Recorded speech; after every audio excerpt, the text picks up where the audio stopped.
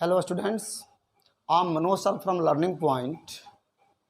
और देखिए, आज का टॉपिक है केस। केस को हम हिंदी में कारक कहते हैं। तो आप इस वीडियो को शुरू से अंत तक देखिए। बहुत छोटा वीडियो होगा, लेकिन आप इसको हर स्टेप को समझने का प्रयास करिएगा। सबसे पहले तो मैं आपको बता दूं कि केस का इम्पोर्टेंस क्या है। हमारे ग्रामर में केस का कितना इम्पोर्टेंस है। यदि आप अच्छी तरह से केस को नहीं समझते हैं तो फिर आप ना कोई अच्छा ट्रांसलेशन कर सकते हैं, ना एक्टिव से पैसिव में उसको ट्रांसफॉर्म कर सकते हैं, ना डायरेक्ट से इनडायरेक्ट में इंटरचेंज कर सकते हैं, बदल सकते हैं। अब देखिए, सबसे पहले हमें ये जानना होगा कि केस कितने प्रकार के होते हैं। देखिए, मेनली केस 4 प्रकार के होते हैं। और मैं केस के बारे में डिस्कस करने से पहले मैं आपको ये बता दूं कि आप वीडियो को पीसफुली समझेंगे, बिल्कुल कॉन्सेंट्रेट होकर समझेंगे। और यदि आपको पसंद आता है तो आप इसे लाइक ज़रूर करना, शेयर भी करना, और जो अभी तक से सब्सक्राइब नहीं किए हैं वो इसको बिल्कुल सब्सक्राइब करेंगे, क्योंकि आपको इसको बहुत ध्यान से समझना होगा। क्योंकि ये केस इतना इम्पोर्टेंस है, जो भी स्टूडेंट्स एनडीए, सीडीएस, बैंकिंग या एसएससी अपर या लोअर लेवल का जो भी एसएससी का तैयारी कर रहे हैं, उनके लिए तो स्पेशली ये बहुत खास करके इम्पोर्टेंस है। चाहे वो 9th का बच्चा हो, 10th का हो, 11th का हो, 12th का हो, मैंने सबके लिए इम्पोर्टेंस है, क्योंकि इसके बिना ग्रामर हमेशा आपका इनकरेक्ट होते रहेगा। तो चलिए हम आते हैं केस के ऊपर। हमने अभी बताया कि केस मेनली 4 प्रकार के होते हैं: nominative case, objective case, possessive case, और अंत में होता है वोकेटिव केस। देखिए, बहुत से लोगों से आपने पढ़ा होगा या बहुत से लोग पढ़ाए होंगे, इतने उलझा दिया जाता है कि बच्चे पढ़ने वाले जो हैं वो भी कंफ्यूज हो जाते हैं। और इस केस को मैं बिल्कुल सिंपल तरीका से बताऊंगा और आप बिल्कुल समझेंगे। अब देखिए, जैसे मान लीजिए यहाँ पर है नॉमिनेटिव केस, इसको सब्जेक्टिव केस भी कहा जाता है। जो सेंटेंस में सब्जेक्ट का काम करता है, कर्ता का काम करता है, उसे हम नॉमिनेटिव या सब्जेक्टिव केस कहते हैं। इसे हिंदी में हम कर्ता कारक भी कहते हैं। अब देखिए, ऑब्जेक्टिव केस, इसको एक्यूजेटिव केस भी कहा जाता है, लेकिन क्या हो सकता है, आप सिर्फ ऑब्जेक्टिव केस समझिए। अब अगला है पॉजेसिव केस, इसको हम जेनेटिव केस भी कहते हैं, लेकिन आपको बिल्कुल समझना है पॉजेसिव केस के बारे में। और चौथा केस होता है वोकेटिव केस, जो कि इसको हम बिल्कुल अंत में इसके ऊपर डिस्कस करेंगे। अभी हम सिर्फ 3 केस को आपको समझाने जा रहे हैं: नॉमिनेटिव केस, ऑब्जेक्टिव केस और पॉजेसिव केस। इनका पहले मेन चीज़ समझिए आप। पहले आज मैं आपको पर्सन भी साथ साथ समझाते चल रहा हूँ। जैसा कि आप जानते हैं कि पर्सन 3 प्रकार के होते हैं: फर्स्ट पर्सन, सेकंड पर्सन और थर्ड पर्सन। तो फर्स्ट पर्सन में कौन कौन से प्रोनाउन आते हैं, सेकंड पर्सन में कौन प्रोनाउन आते हैं, और थर्ड पर्सन में कौन कौन से प्रोनाउन आते हैं। ओके, फिर वो आपको क्लियर होते जाएगा कि उनका नॉमिनेटिव केस क्या होता है, फिर उनका ऑब्जेक्टिव क्या होता है, और फिर उनका पॉजेसिव क्या होता है। तो देखिए, पर्सन 3 प्रकार के होते हैं: फर्स्ट पर्सन, सेकेंड पर्सन और थर्ड पर्सन। अब फर्स्ट पर्सन नॉमिनेटिव केस में देखिए, जो सेंटेंस में सब्जेक्ट का काम करता है। आई सिंगुलर प्रोनाउन है और आई का प्लूरल प्रोनाउन क्या होता है, वी होता है। तो आई और वी ये दोनों नॉमिनेटिव केस हैं। अब आई का ऑब्जेक्ट, यानी आई का ऑब्जेक्ट होता है मी और वी का ऑब्जेक्ट होता है अस। अब देखिए, आई का पॉजेसिव केस होता है माई और माइन भी होता है, और वी का पॉजेसिव केस होता है आर होता है और आर्स भी होता है। लेकिन अब हमें पहले ये समझना होगा कि नॉमिनेटिव केस यानी सब्जेक्टिव केस का क्या रोल होता है, ऑब्जेक्टिव केस का क्या रोल होता है, और पॉजेसिव केस किस संदर्भ में प्रयोग किए जाते हैं। तो देखिए, किसी भी सेंटेंस में जो एक्शन होता है, यानी क्रिया, जो भी क्रिया को करने वाला होता है, यानी मैं आपको और सरल भाषा में समझाता हूँ, जिस काम को कोई करता है उसे हम सब्जेक्ट कहते हैं, यानी किसी भी काम को करने वाले को सब्जेक्ट कहते हैं, जिसको हिंदी में कर्ता कहते हैं। और जो काम करने का जिस पर प्रभाव पड़ता है, जो काम हो रहा है उसका प्रभाव जिस पर पड़ता है वो ऑब्जेक्ट होता है, जिसे हम हिंदी में कर्म कहते हैं। और आपको ये भी मैं समझा दूं पर्सन के बारे में, जो मैंने 3 पर्सन बताया। जो कोई बात कहता है वो फर्स्ट पर्सन है, जो उस बात को सुनता है वो सेकंड पर्सन है, और बचा थर्ड पर्सन, तो जिसके बारे में उन दो लोगों के बीच बात हो रही है वो तीसरा थर्ड पर्सन होता है। बस इतनी ही सी बात आपको समझनी है। अब देखिए, मैंने क्लियर किया कि नॉमिनेटिव केस या सब्जेक्टिव केस जिसको कहते हैं, सब सेंटेंस में ये सब्जेक्ट का काम करता है, और जो काम हम करते हैं और जिस काम का प्रभाव जिस चीज़ पर पड़ता है वो ऑब्जेक्ट होता है। जैसे एग्जाम्पल समझिए, आई प्ले हॉकी, मैं खेलता हूँ, लेकिन क्या खेलता हूँ? हॉकी खेलता हूँ, यानी खेलने का प्रभाव किस पर है? हॉकी पर। इस प्रकार से हॉकी क्या है? ऑब्जेक्ट है। जैसे यहाँ पर है कि ही लव्स मी, वह मुझे प्यार करता है। ही लव्स मी, वह मुझे प्यार तो वह अपन प्यार करता है, लेकिन किसे करता है? मुझे, यानी मी। यहाँ पर मी क्या है? ऑब्जेक्ट है। ही सब्जेक्ट है, लव्स क्रिया है यानी वर्ब है, और मी ऑब्जेक्ट है। अब आते हैं पॉजेसिव केस। देखिए, पॉजेसिव केस से 2 मीनिंग निकलते हैं। पॉजेसिव केस को हम पोजेशन, जहाँ पर जिस चीज़ पर मेरा अधिकार हो, अधिकार जताने के लिए पॉजेसिव केस का प्रयोग होता है, और पॉजेसिव केस से संबंध का भी बोध होता है। संबंध, रिलेशन। अब इसको मैं 1 बाय 1 करके आपको एग्जाम्पल भी समझाऊंगा। तो पहले हम देखते हैं कि फर्स्ट पर्सन में कौन कौन से प्रोनाउन आते हैं, उनका सब्जेक्ट क्या होता है, उस सब्जेक्ट का ऑब्जेक्ट क्या होता है, और उनका पॉजेसिव केस क्या होता है। देखिए, पहला है आई, नॉमिनेटिव केस है, इनका ऑब्जेक्ट मी, और वी नॉमिनेटिव केस है, इनका ऑब्जेक्ट अस होता है। अब देखिए, आई, ये अपना, अपनी, यानी अधिकार के, जैसे मैं आप कहते हैं ना, मैं अपना किताब पढ़ता हूँ, यानी उस किताब पर किसका अधिकार है? मेरा है। तो आई रीड माई बुक, यानी आई तो नॉमिनेटिव केस है, और जब अपना, अपनी का बात होता है तो उसी नॉमिनेटिव केस का जो पॉजेसिव केस होता है उसका हम प्रयोग करते हैं। इतना बात आपको बिल्कुल याद रखना होगा। जैसे आई है तो आई का अपना के लिए क्या होगा? इसका पॉजेसिव केस क्या होता है? आई का माई, तो आई के साथ माई का प्रयोग होगा। वी, हम अपना किताब पढ़ते हैं, यानी वी है तो वी का पॉजेसिव केस क्या होता है? आर होता है, यानी यहाँ पर आर। तो इस तरह से आपको ध्यान से समझना होगा। अब देखिए, आई का पॉजेसिव केस माई भी है और माइन भी होता है। वी का पॉजेसिव केस आर भी होता है और आर्स भी होता है, लेकिन मैंने सिर्फ आर लिखा है।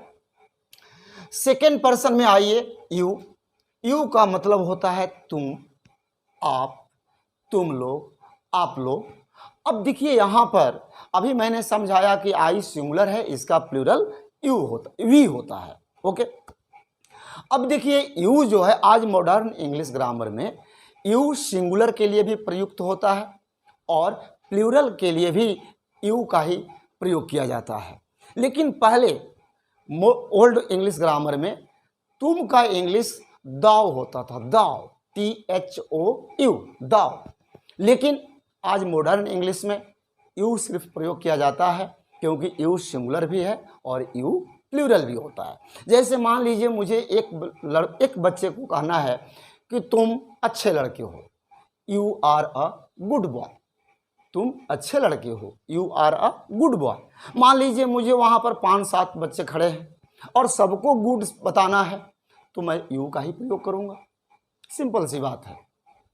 और यू का ऑब्जेक्ट, यू देखिए नॉमिनेटिव केस भी है और यू का ऑब्जेक्ट यू ही होता है। लेकिन आपके दिमाग में होगा कि आप कैसे समझेंगे कि कौन सा यू नॉमिनेटिव केस है और कौन सा यू ऑब्जेक्टिव केस है।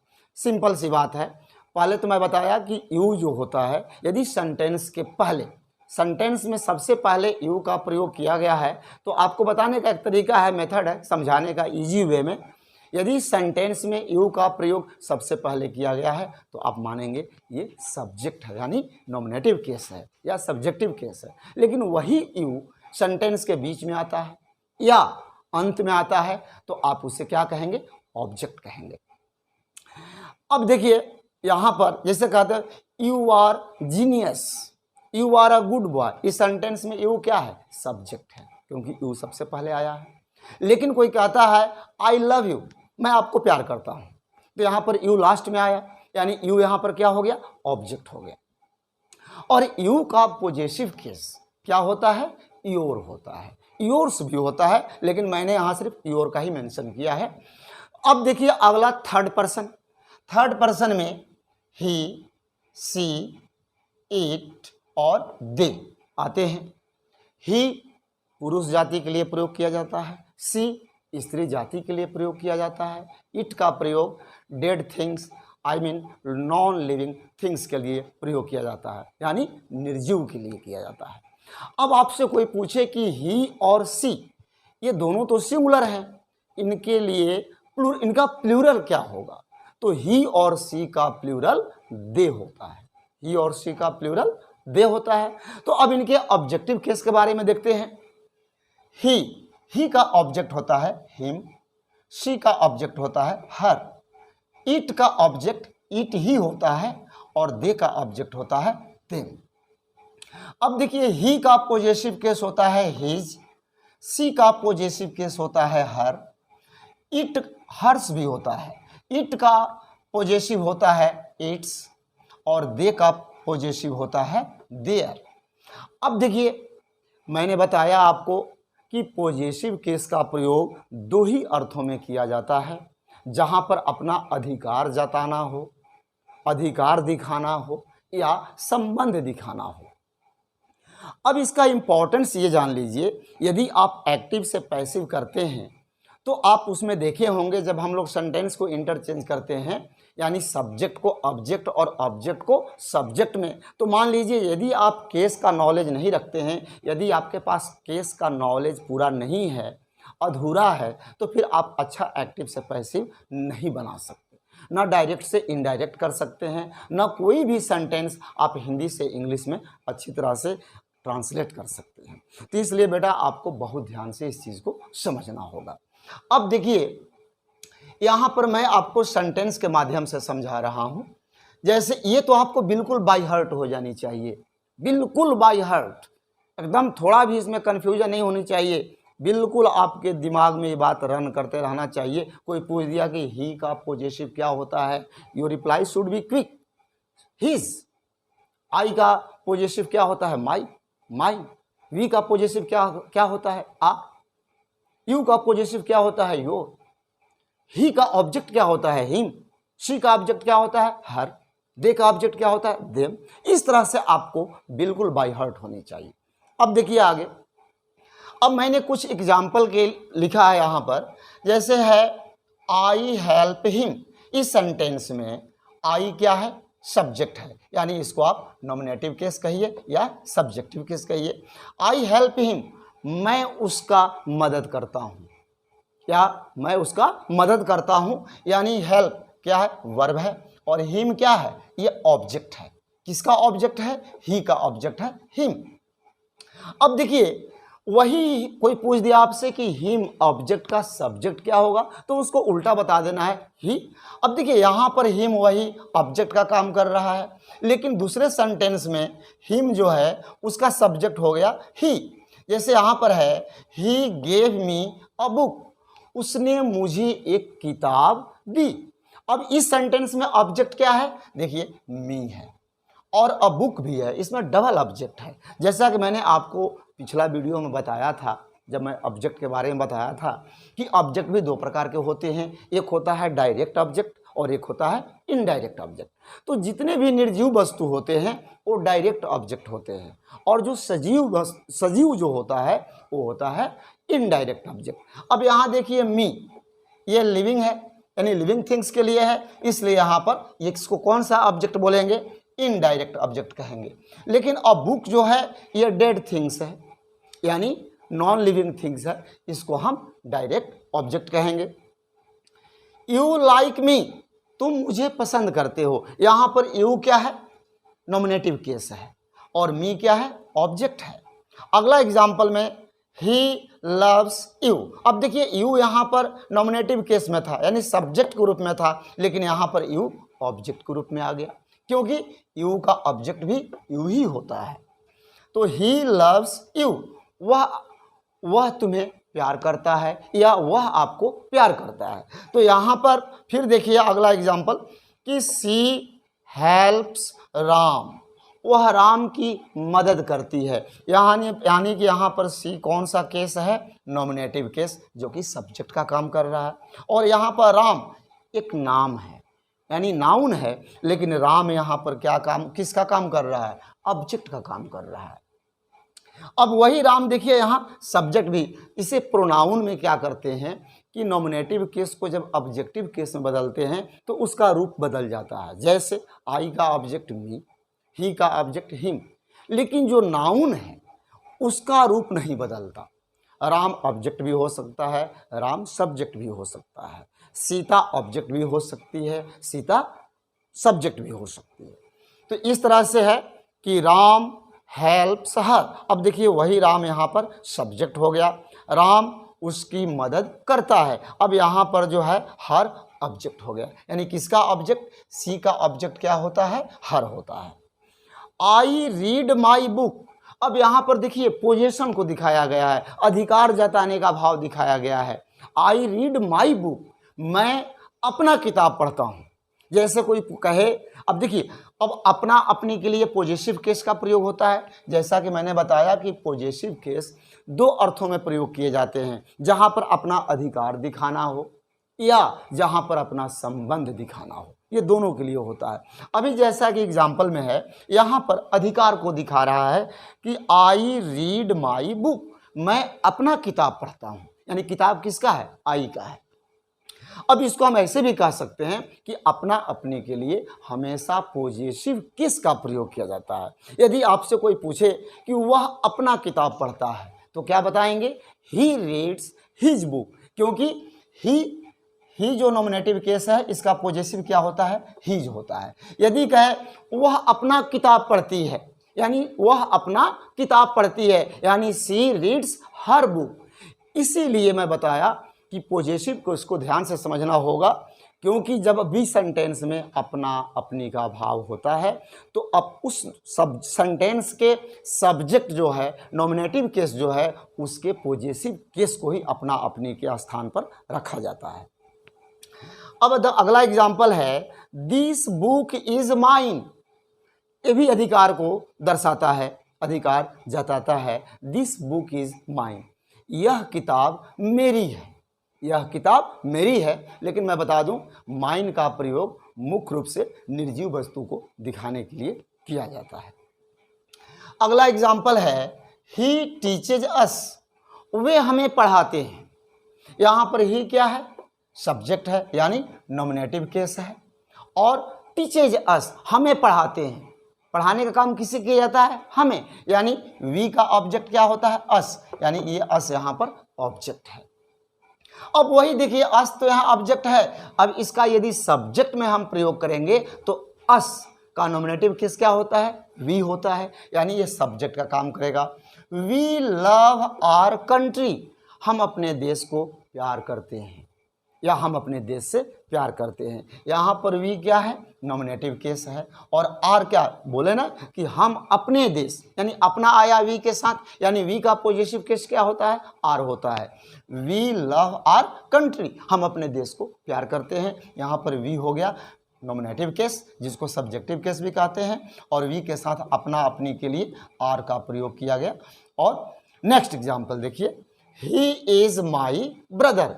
अब यहाँ देखिए संबंध को दर्शा रहा है, ये अधिकार को नहीं। यहाँ पर पॉजिटिव केस मैंने बताया अभी कि ये अपना अधिकार को भी जताने के लिए प्रयोग किया जाता है, और संबंध भी दिखाने के लिए। यहाँ पर है, ही इज़ माई ब्रदर, वह मेरा भाई है। अब यहाँ भाई के संबंध को दिखा रहा है, इसलिए यहाँ पर पॉजिटिव केस माई का प्रयोग किया गया। सी रीड्स हर बुक, वह अपना किताब पढ़ती है। फिर देखिए अपना अपने के लिए, यानी सब्जेक्ट सी है तो सी का पॉजेसिव केस क्या होता है, देखिए हर, यहाँ पर हर का प्रयोग होगा। अगला एग्जाम्पल है they are reading their books, वे अपना किताब पढ़ रहे हैं। यहाँ भी अपना शब्द है, इसलिए देखिए नॉमिनेटिव केस दे का पॉजेसिव केस क्या होता है, देयर होता है, इसलिए दे के साथ अपना के लिए देयर का प्रयोग किया गया है। ओके, बस इसी तरह से आपको केस को बिल्कुल सही ढंग से समझना है। बहुत तमाम चीज़ें आपको बिल्कुल नहीं समझना है, नहीं तो आप कंफ्यूज होंगे। अगली चीज़ देखिए, मैंने एक केस का अभी चर्चा नहीं किया, स्टार्टिंग में बताया था, वोकेटिव केस। वोकेटिव केस का मतलब होता है ये संबोधन के लिए आता है और इसमें मेनली नाउन का ही प्रयोग किया जाता है। वोकेटिव केस से क्या, इसको हम संबोधन कारक भी कहते हैं।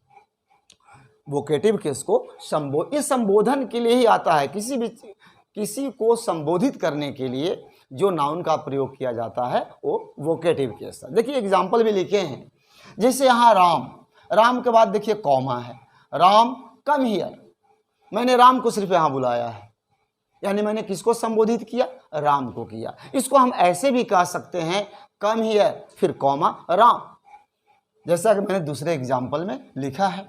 जैसे यहाँ पर बॉयज, बॉयज के बाद हमने कॉमा दे दिया और यहाँ पर हो गया stand up, boys stand up.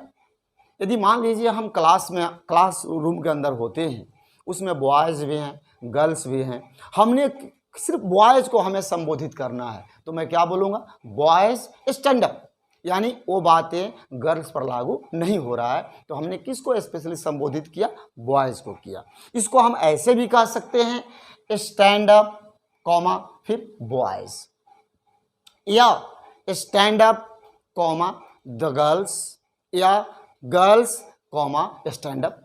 तो बेटा आप इतना ही समझना, वोकेटिव केस को हम सिर्फ संबोधन के लिए रखते हैं, किसी को संबोधित करना है इसीलिए हम वोकेटिव केस का प्रयोग करते हैं। अब आपको ये भी देखना है कि जैसे मान लीजिए कोई नाम है, जैसे राम है, मोहन है, सोहन है, जो भी है, उसका पॉजेसिव केस हम कैसे बनाते हैं। उसका पॉजेसिव केस बनाने के लिए हम उसके ऊपर एपोस्ट्रोफी एस लगा देते हैं।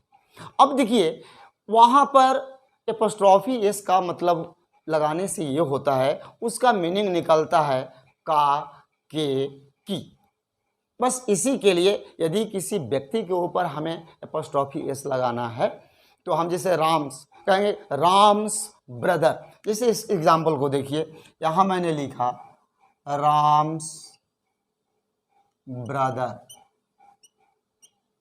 इसका मतलब होगा राम का भाई। तो ये सिर्फ इतना आपको समझना है कि का, के, की के लिए हम एपोस्ट्रोफी एस का प्रयोग करते हैं, लेकिन जैसे ही राम्स के ऊपर एपोस्ट्रोफी का, राम के ऊपर एपोस्ट्रोफी एस लगाए, या कौन सा केस में आ जाएगा, पॉजेसिव केस में आ जाएगा।